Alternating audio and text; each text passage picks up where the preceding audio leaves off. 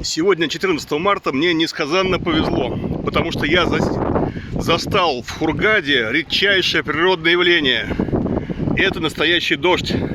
Смотрите, вот он идет, капли падают, дождь усиливается. И говорят, что дождя до этого не было тут 2 года.